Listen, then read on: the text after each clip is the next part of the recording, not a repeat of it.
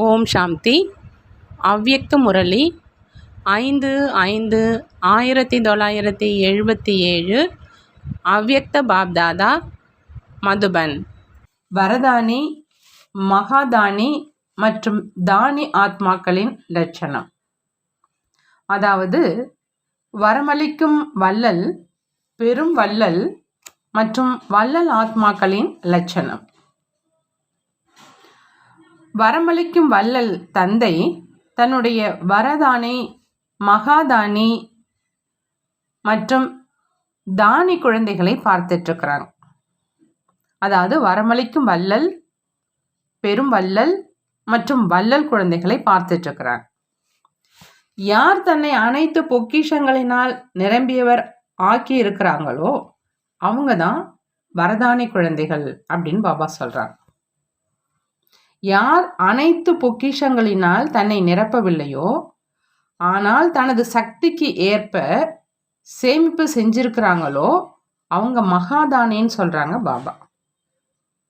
யார் சேமிக்கல ஆனா இப்போ கிடைத்தது அப்பொழுதுதான் பெற்றார், அந்த நேரம் என்ன பெற்றாரோ அதை கொடுத்தார், அவர்தான் தானி ஆத்மாக்கள் அப்படின்னு சொல்றாங்க பாபா. யார் சேமிப்பு செய்யல ஆனா சம்பாதிச்சாங்க, கொஞ்சம் தனக்காக செலவழிச்சாங்க மற்றும் கொஞ்சம் கொடுத்தாங்க, இப்படி 3 விதமான குழந்தைகளை தந்தை பார்த்துட்டு இருக்காங்களாம். வரதானி குழந்தைகள் தனது சேமிக்கப்பட்ட பொக்கிஷங்களை, அதாவது தன்னுடைய சக்தி, தன்னுடைய குணம் மூலமா, தன்னுடைய ஞான பொக்கிஷம் மூலமா பலமற்ற ஆத்மாக்களுக்கு வரதானம் மூலமா தைரியம், உற்சாகத்தினுடைய சக்தி மற்றும் குஷினுடைய பொக்கிஷத்தை தன்னுடைய சகயோகத்தின் சக்தி மூலம் கொடுத்து அந்த பலகீனமானவர்களை சக்திசாலியாக ஆக்கிடுறாங்க. மகாதானி முயற்சி செய்விப்பதற்கான யுக்திகள் மற்றும் உற்சாகம், ஆர்வத்தில் கொண்டு வருவதற்கான யுக்திகளை சொல்லி பலகீனமான ஆத்மாக்களை முயற்சி செய்விப்பதற்கான பொறுப்பாளராக ஆகிறாங்க. நினைவூட்டி கொண்டே சக்தி நிறைந்த நிலையை கொண்டு வருவதற்கு பொறுப்பாளராக ஆகிறாங்க. தன்னுடைய சக்திகளினுடைய சகயோகம் கொடுக்க முடியல ஆனா வழியை தெளிவாக காண்பிப்பதற்கு பொறுப்பாளராக ஆகிறாங்க. இந்த மாதிரி செய்யுங்க, இப்படி நடந்துக்குங்க, அப்படி இந்த விதமாக வழிகாட்டுவதற்கு, அதாவது மார்கதர்ஷனாக ஆகிறாங்க, மார்கதர்ஷன் பொறுப்பாளராக ஆக்குறாங்க அப்படின்னு சொல்றாங்க பாபா. தானி குழந்தைகள் என்ன கேட்டாங்களோ, என்ன பிடிச்சிருக்குதோ, என்ன அனுபவம் செஞ்சாங்களோ அந்த வர்ணனை மூலமா ஆத்மாக்களை தந்தையினுடைய பக்கம் ஈர்ப்பு செய்வதற்கு பொறுப்பாளராக ஆக்குறாங்க. ஆனா வழிகாட்டுறவங்க மற்றும் தன்னுடைய சக்திகளின் சகயோகம் மூலமா யாரையாவது உயர்ந்தவங்கள் ஆக்கக்கூடியவங்க மகாதானியாக ஆக்க முடியல. அப்படி முதல் நம்பர் சகயோகம் கொடுக்கக்கூடியவங்க, 2வது மார்கதர்ஷனம் செய்விப்பவங்க, 3வது வெறும் வழி மட்டும் சொல்றவங்க. இப்ப இந்த 3லிருந்து நீங்க யார் அப்படின்னு பார்க்கணும். ஏன்னா உணரணும். யாரை உணரணும்? தன்னை உணரணும். தன்னை உணரும் இந்த பாடம் தான் நடந்துட்டு இருக்குது. அதன் மூலம் இதுவரை என்னென்ன குறைகள் இருந்துடுச்சோ அவற்றிலிருந்து தன்னை விடுவிக்க முடியணும். எப்படி தந்தை விடுவிப்பவராக இருக்கிறாங்க அதே மாதிரி குழந்தைகளும் மாஸ்டர் விடுவிப்பவர்கள். ஆனால் முதல்ல தன்னை விடுவிப்பவராக எப்பொழுது ஆவீங்களோ அப்பதான் மற்றவர்களையும் விடுவித்து தன்னுடைய சுயஸ்வரூபம் மற்றும் சுய தேசத்தினுடைய சோமானத்தில் நிலைத்திருக்க செய்ய முடியும் சொல்றாங்க பாபா. இன்றைய நாட்களினுடைய சூழல்ல ஒவ்வொரு ஆத்மாவும் ஏதாவது விஷயத்துல பந்தன வசமாகி இருக்குது.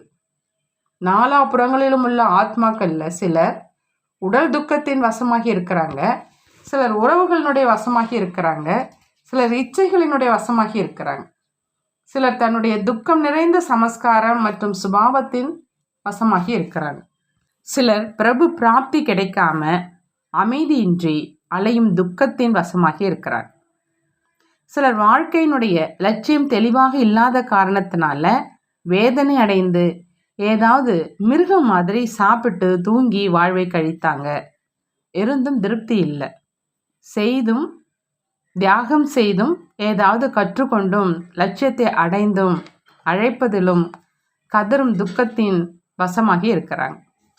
அந்த மாதிரி அநேக விதமான பந்தன வசமாகி துக்கம் அசாந்தியின் வசமான ஆத்மாக்கள் தன்னை விடுவிக்க விரும்புகிறாங்க.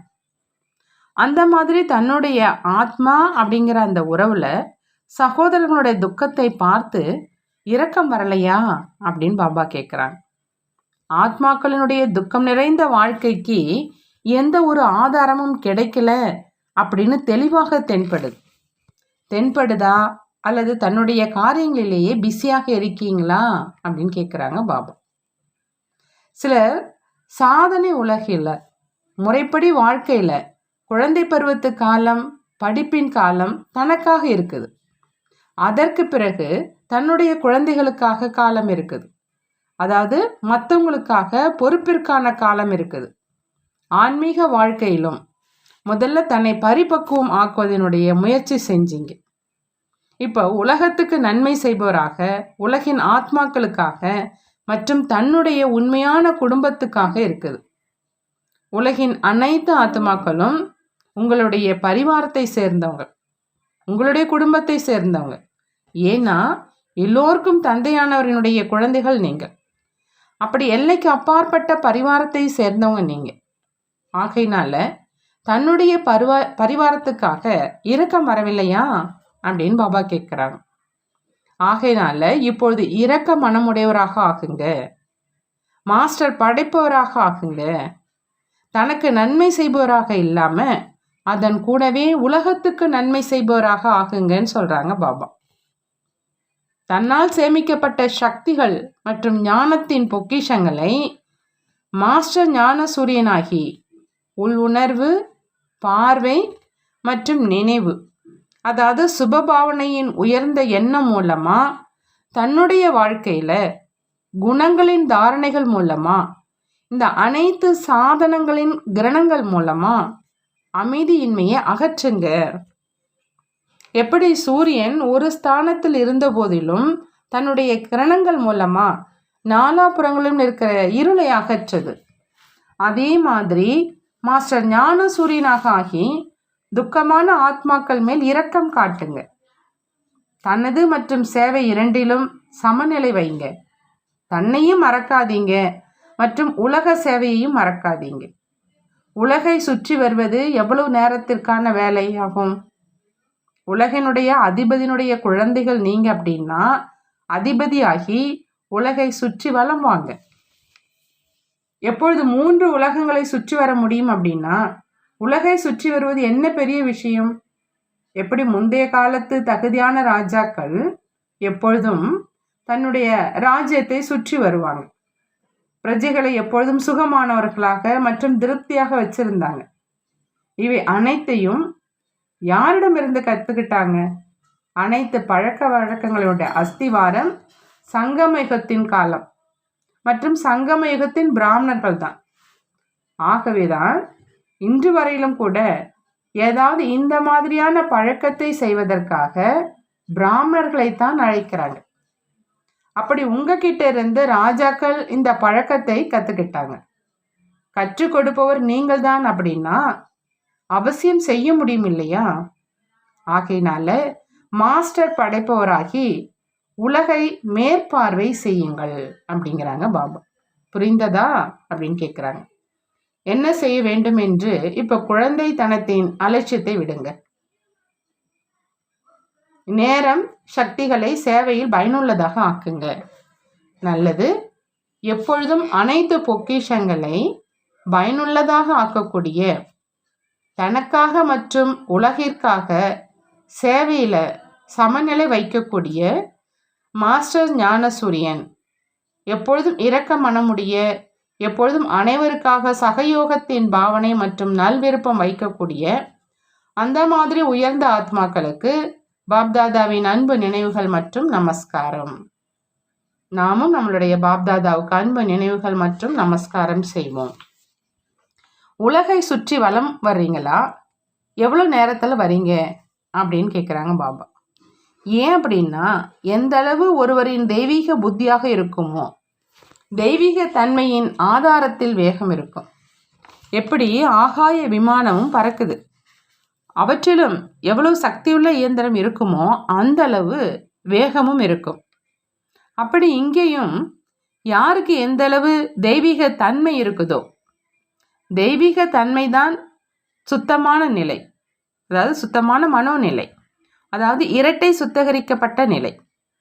யாருக்கு புத்தி தெய்வீகமாக இருக்குமோ அந்த அளவு அவரினுடைய வேகம் இருக்கும்.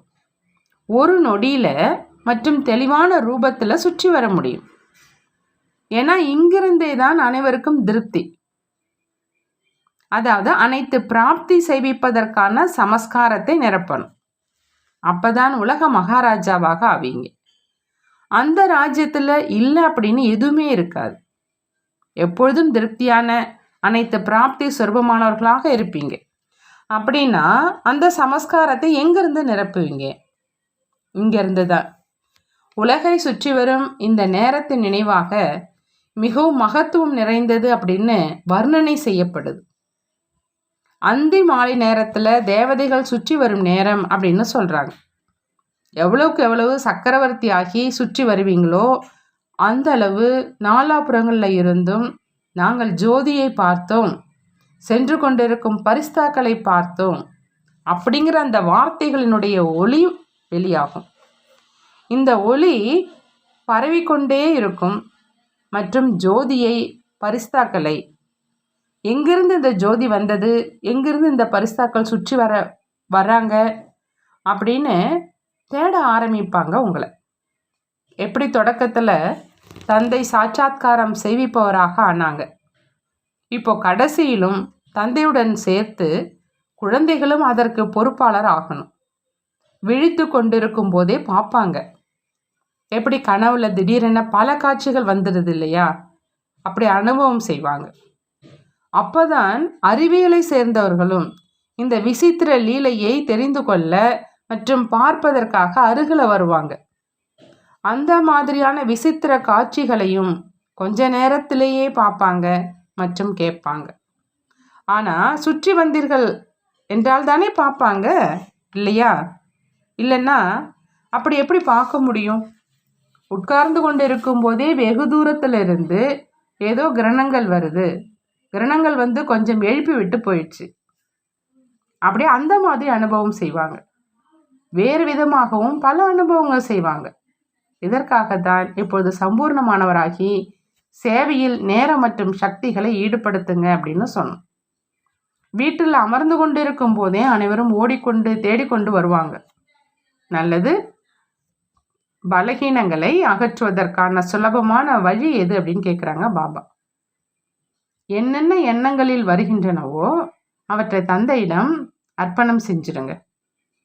என்னென்ன வருதோ அவற்றை தந்தையின் எதிரில் வைத்து தந்தையிடம் பொறுப்பை கொடுத்துடுங்க. பின்பு நீங்கள் சுதந்திரம் ஆயிடுவீங்க. நான் தந்தையுடையவன் மற்றும் தந்தை என்னுடையவர் என்ற இந்த உறுதியான ஒரு எண்ணத்தை மட்டும் வைங்க. நான் தந்தையினுடையவன் மற்றும் தந்தை என்னுடையவர் அப்படிங்கிற இந்த உறுதியான ஒரு எண்ணத்தை மட்டும் வைங்க. எப்போ என்னுடைய தந்தையாக இருக்கிறார் அப்படின்னா என்னுடையது என்பதின் மேல் அதிகாரம் இருக்கும் இல்லையா? அதிகார சொரூபத்தில் நிலைச்சிருந்தீங்க அப்படின்னா அடிமைத்தனம் தானாகவே அகன்றிடும். நான் அதிகாரி நிலையில் இருக்கிறேனா அப்படின்னு ஒவ்வொரு நொடியும் சோதனை செய்யுங்க. உலகத்தினுடைய அதிபதியின் குழந்தை நான் அப்படிங்கிற இது உறுதியாக இருக்குதா அப்படின்னு பாபா கேட்குறாங்க. அப்படி குழந்தையாக இருப்பவரிலிருந்து அதிபதி ஆகுபவர், தந்தைக்கு சமமாக அனைத்து சக்திகளின் அதிகாரி, மாஸ்டர் சர்வ சக்திவானாக இருக்கிறார். இந்த நினைவை அடிக்கடி மீண்டும் மீண்டும் செய்து மற்றும் உணருங்கள். தீவிரமாக முயற்சி செய்பவர் ஒருபொழுதும் எந்த காரணத்தினாலும் களைப்படைய மாட்டாங்க.